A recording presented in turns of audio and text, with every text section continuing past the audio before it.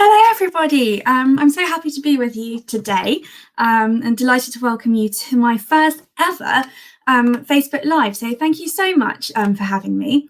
My name is Ray Staveley-Wadham, and I'm joining you today from home in London, just near Borough Market.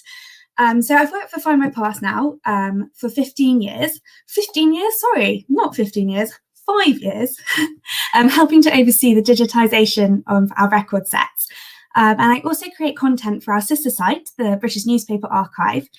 So that's sort of blogs and social media. And I'm here today to talk about occupations of the past and how our newspapers in our collections, so that's both on Findmypast and the British Newspaper Archive, can shed more light on all the occupations from the past. Okay. So, what can we expect from the next hour or so?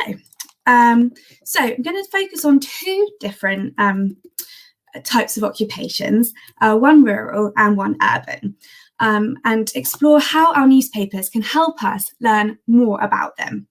And learn how newspapers can add colour to the lives of our ancestors. And we'll also be looking at census occupations as well in the context of occupation. So without further ado, let's move on to our first section today, which is rural occupations. And for this, I've chosen to focus on straw platting. So you might be thinking this is somewhat of an unusual choice. But I came across this occupation when I was doing my own family tree. And my great-great-grandmother, she's here, Sarah Ann Cheney, she was a straw platter. And I came across her in the 1861 census, which is featured there. She's only 11, and she was working as a straw platter, as was her mother, Anne. And I was intrigued by this. We hear a lot about agricultural labourers. I'm sure lots of you have an ag lab or two in your family trees. But what were the wives and daughters of agricultural labourers doing? So they were often straw platters. And this was a popular cottage industry in the home counties. So we're looking at Hertfordshire, Bedfordshire, Essex, Buckinghamshire, Suffolk even, as well as Orkney. Remember that one later. And so they were making straw plats, and that would go to make mats or even hats, bonnets, that kind of thing. So my question was, what was it like to be a straw platter? And how can we bring this occupation from the past to life? But first of all, how do we find straw platters on Findmypast? Well, what's really helpful if you access a specific census's search page. So you can access that by going to all record sets and search for a particular census. So in this case, I searched for the 1851 census, and you can search by occupation, which you can see I've done there. So I searched the 1851 census with the term straw platter, and I got nearly 14,000 results. And as you can see, they are mainly from Bedfordshire and Buckinghamshire. So that fits. My ancestor is based in Buckinghamshire. And I did the same in the 1861 census as well. So I came across this page from Arlesley in Bedfordshire. And this is a typical census return for a rural area. And in my mind, any census return is just as important as any other. You know, they are such an intriguing snapshot into the lives of our ancestors. And in this particular census return, we can see 8 straw platters. And they were all women. So that, again, is typical of the area. It's Bedfordshire, so it's an important industry in that time. Oh, I see someone might have a straw platter in their tree. That's great, Linda. So we know that these women worked as straw platters, but what was their profession like? How did it come about? So this is where our newspapers come in. So these are the newspapers that are both on Findmypast and the British Newspaper Archive. And what they can really do is bring this type of census record to life. So let's move on to our newspapers. Okay, so we're going to look at our newspapers, but where to start? So using both Findmypast or the British Newspaper Archive, start broad. That's what I always do. When I'm researching anything on our newspapers, I just like to go straight in with a search term. So here I just dived in with straw platter. And what's really useful about our newspaper search is that you can see a preview of the text contained in the newspaper article. So it will give you a clue if it's an advert or is it a longer piece of text. And once you've done your broad search, if you have a lot of results, like here, I've got about 40,000 results, you can limit that. So you could try a different search term. For example, I was interested in the origins of straw platting. Or you can also use the date range. So that's on the left-hand side. That's a really useful filter. That allows you to see when your search term was most mentioned. And in this case, for us, for straw platting, it's the mid-1800s. So this is the sort of peak of that straw platting profession. But also bear in mind that our newspapers are a bit like encyclopedias. Years after an event, an article might be written retrospectively. So you can look at your contemporary views, but you can also blend them with views from later on, and both are just as valuable. So it's really important not to limit yourself when you're using newspapers. Okay, so I was interested in the origins of straw platting, and it's a really fascinating story when I looked into it, so I thought I'd include it here. A possible origin for straw platting comes from none other than Mary, Queen of Scots. The Bedfordshire Times, an Independent, in 1862 attributes the bringing of straw platting to England to her. Okay, so note this title. Bedfordshire is the heart of the straw platting industry. In 1862, it's the height of the straw platting industry. So we might be onto something here. So the story that this newspaper article relates is that whilst travelling in Lorraine in France, Mary, Queen of Scots, noticed women and children, and I quote, employed in the platting and making of straw hats, and in the district where this light and pleasant handicraft was practised, the peasantry were much better off. So she brought this profession with her to Scotland, and in turn, her son James, when he became King of England, he brought it to England, to Luton, which is the heart of the straw platting industry. So that is our home county's connection, although it is said that straw platting died off in Scotland, but it's still practiced in Orkney. So that was our Orkney connection from before. And if you search the 1841 census, you can see a lot of straw platters working in Orkney. Oh, I see a question from Maureen. Can you restrict search by blacksmiths in Pembrokeshire? Yes, you can try lots of different search terms. And that will be helpful, or you can use the filters to filter by the place of publication. So hopefully that's helpful.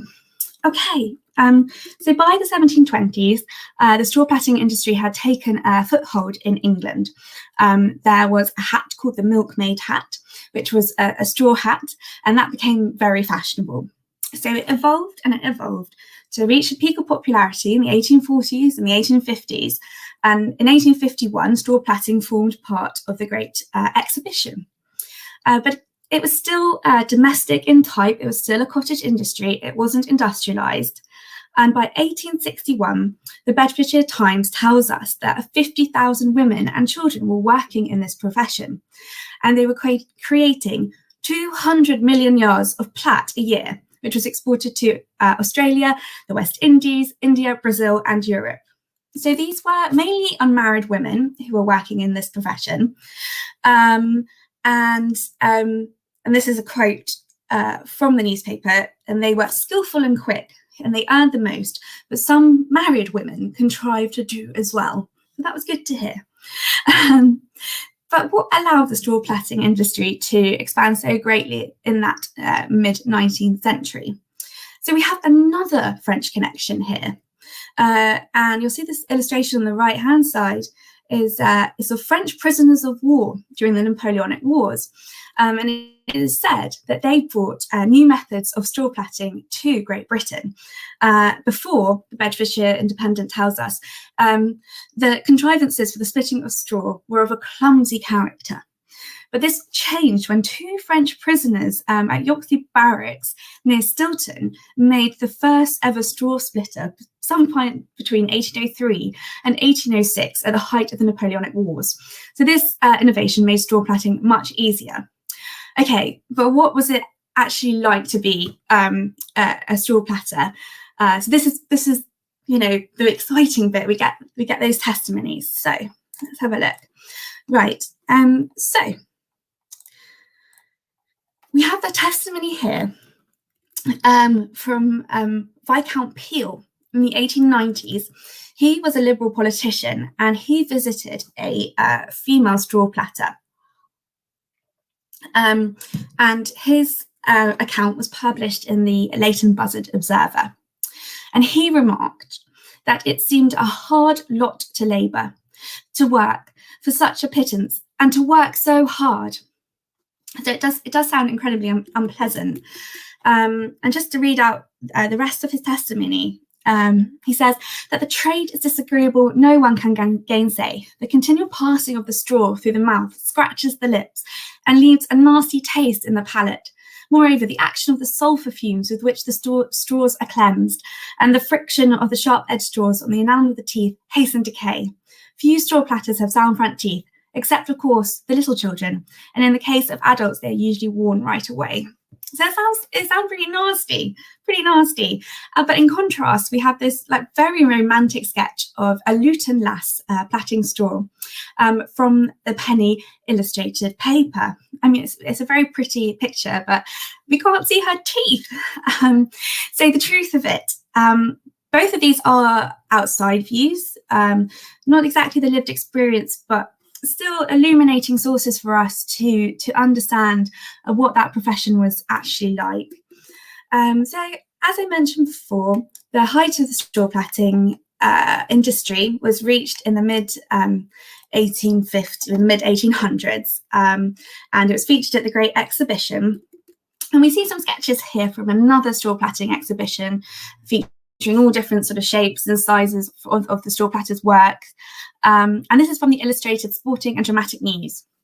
But by the end of the 19th century, straw plaiting had fallen into somewhat of an inevitable decline. And this was partly due to industrialization, and also how the truth of the matter really was that you didn't earn very much for straw plaiting. So there's an account here in Pearson's Weekly from 1894 that reads, "The truth of the matter is that in these days of agricultural depression, the women and children will gladly wear out their lives to earn some 2 or 3 shillings a week, to eke out their husband's or father's slender income, perhaps to pay the cottage rent. It is better to plait than to do nothing, to earn a few shillings than to starve, to bend to the sweater's yoke than to plead for admission at the workhouse gates." So these really were starvation wages, and it was a tough life for straw platters. And mixed with mechanisation, the straw plaiting industry did go into decline. But I did search for straw plaiting later on in our archives, and I was able to find that there was a bit of a resurgence. And this picture's from the 1970s, and actually the WI picked it up, and they were taught by elders in their villages. So it's nice to think that this old profession still does live on.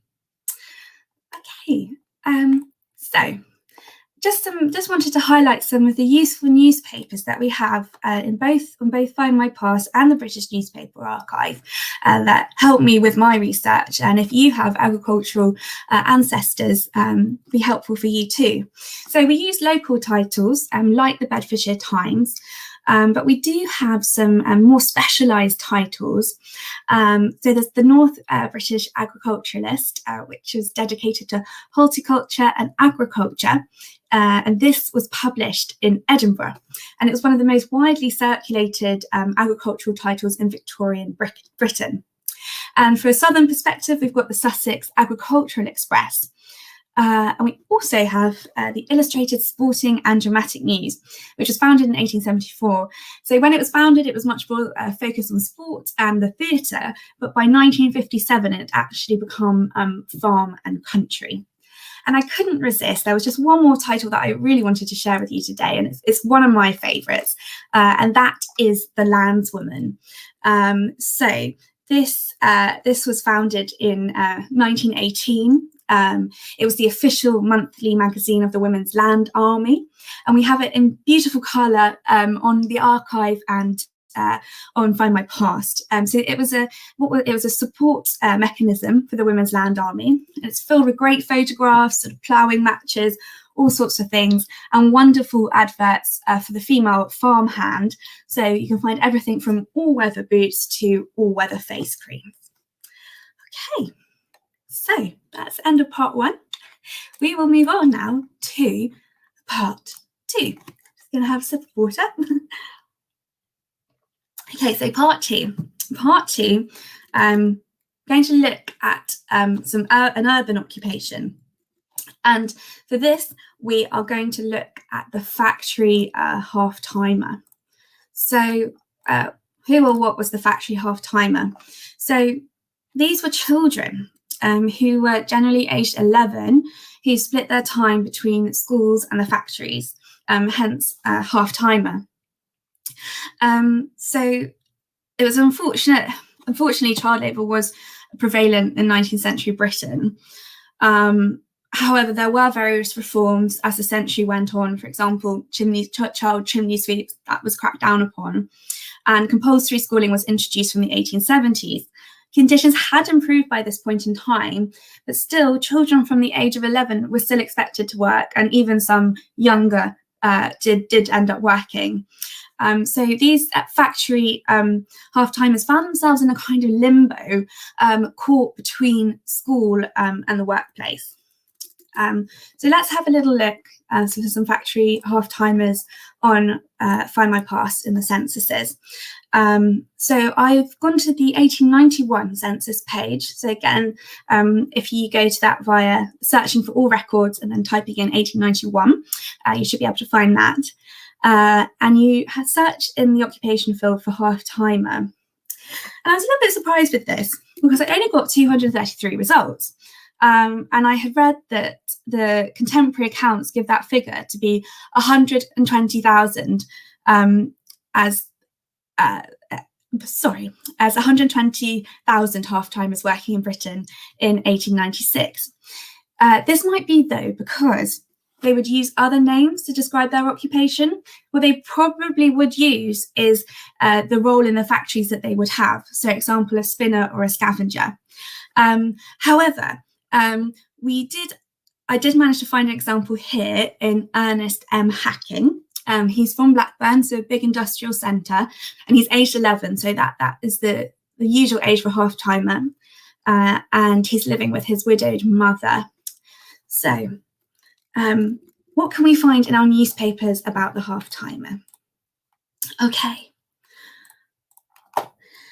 So again, I did a general search for this phrase. Half-timer sometimes has a hyphen, it sometimes doesn't, but it doesn't matter when you're doing your search. Just pop in either which way. And I found an article in the Wakefield Express from 1898. And this was a column called Social Sermonettes for the Working Man. And in this, the writer, John Taylor, wakes up to the half-timer system. He hasn't realised that this is a thing that's been practiced in Britain. And he writes how they are involved in all sorts of manufacturing. This is quite eye-opening. So boys and girls between 11 and 12 years of age are working as half-timers in such trades as lucifer matchmaking, the manufacture of artificial manure, gunpowder, swords, small arms, explosives, brewing, malting, distilling and bottling of beer, besides a vast army employed in our textile factories and workshops. So they were mainly based in Lancashire and in Yorkshire, and in Blackburn there was 2,673 of them. So think of little Ernest Hacking from that census return we found. And there's another article here that I've included from 1901 from the Dundee Evening Post. And it's truly eye-opening that some children were working over 50 hours a week between school and the factory, with more than 50,000 working 20 hours a week, in addition to the 27.5 hours they were at school. So we're sort of beginning to build up a mental picture, but we've also got some illustrations on the archive too. So we have the ability on both Findmypast and the British Newspaper Archive to search by image. So again, just sort of search half-timer and filtered by image or illustrations. So this is a sketch from 1869. This is the penny illustrated paper. Again, so that's the paper that showed the picture of our Luton lath platting straw. And here it depicts a range of different types of factory workers from 1869. We're interested in the front row here. You see 3 little figures. So these would have been our factory half-timers. And we also have this cartoon from the Dundee Evening Post from 1901. And there was an outcry at the time that the typical Dundee half-timer, and I quote, is somewhat undersized and decidedly thin. And that comes from a Dundee factory inspector, Mr. Wilson. So this really kind of mocks the idea that this cartoon really mocks the idea that the Dundee half-timer is sickly and overworked. And at the time, it was actually noted that poor nourishment was to blame for the condition of the factory half-timer in Dundee. But by the end of the century, we were seeing more and more criticism of this half-timer system, which comes out in our newspapers. So John Taylor, in his Wakefield Express article, he talks of the butcher's bill for these young slaves, these half-timers, and note his heightened language there. So by the end of the 19th century, there was a great debate about whether this system should continue. The Stockton Herald in 1898 talks about the heavy premium on childhood, and talks of the pinched and worn faces, the dull eyes, the stunted work-worn forms of the little toilers are speaking for themselves, telling of excessive weariness, of a vitiated atmosphere breathed from day to day, of want of proper rest, and of insufficient sleep, if not of food. The Social Democratic Federation in 1897 came out against the half-timer system, citing the utterly ruinous effects of the system. But the half-timers and the employment of children meant that prices were inevitably kept low, and that meant wages were kept low too. So as John Taylor says, as long as flesh and blood are so cheap, you need never expect a living wage. So it was a kind of vicious cycle. And there was a school of thought that the half-timers did not work as well as older children, and that they occasioned a great deal of care and worry on the part of factories and schools. And today you think you probably would, having 11-year-olds in a factory. It's just mind-blowing looking back at these accounts. So Stockton Herald proclaimed conditions must change, and looked at the conditions in other European countries. So, for example, in Germany, you could start work at the age of 12. In Austria and Switzerland, it was 14. And Zurich, actually, it was 16. But workers themselves were actually in favour of the half-time system and child labour. And in 1897, the Northern Counties Amalgamated Association of Weavers, bit of a mouthful, asked about abolishing child labour under the age of 15. 10,000 said no in Blackburn, 60,000 were against overall, and 3,000 were in favour. But why such opposition? So it was just simple economics. The wages that a half-timer earned, however pitiful, however small, represented useful and necessary income to households. It was about as basic as putting food on the table. But what did the half-timers themselves think? And this is the bit that got me really excited when I found this particular piece. because we actually get to hear from the half-timers themselves in the archive. So without further ado, so this wonderful article was in the Cotton Factory Times. And what it is, so the Cotton Factory Times was an industry paper directed for the cotton factory workers of Manchester and Lancashire. And a headmaster in a Halifax school, he asked the half-timers in his class to write a piece for or against the half-timers system.